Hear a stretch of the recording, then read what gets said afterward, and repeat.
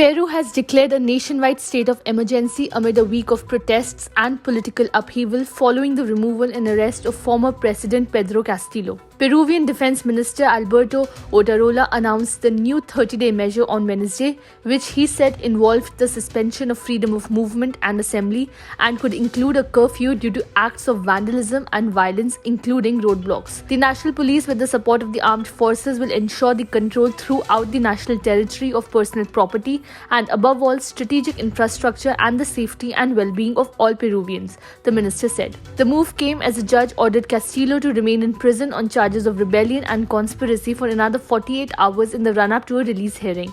Castillo's supporters have taken to the streets across the South American nation to demand the left-wing leader's release, as well as new elections and the removal of his successor, former Vice President Dina Boluarte. Dozens of people, including a United States citizen, have been released in the latest prisoner swap between Russia and Ukraine nearly 10 months into a grinding war that began after Moscow invaded its neighbor. The latest exchange included 64 Ukrainian soldiers and a US national living in Ukraine, Andriy Yermak, the head of President Volodymyr Zelensky's office, said on Wednesday. Yermak identified the American as Suadi Murekezi, who he said had been helping our people before he ended up in Russian custody. He did not elaborate. Fighting is raging in Ukraine's east and south while the capital Kyiv was subjected to a significant drone attack on Wednesday. Tens of thousands of people have been killed, millions more dispatched, and cities reduced to rubble since the Russian invasion began on February 24th. The EU has promised billions of dollars of investment in Southeast Asia as leaders looked to bolster ties at a summit in the face of the Ukraine war and challenges from China.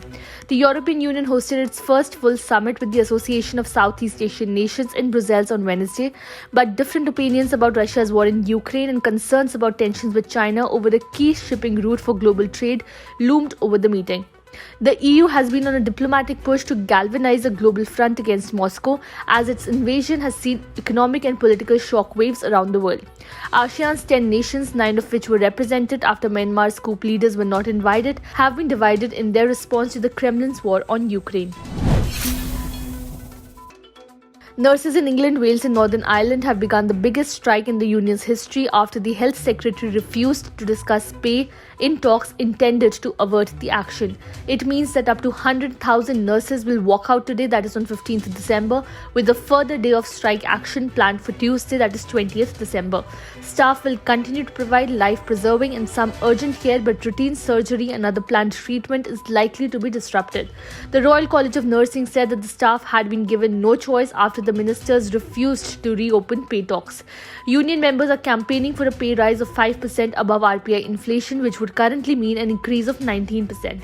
The UK government, however, said that the RCN's 19% pay rise demand was unaffordable.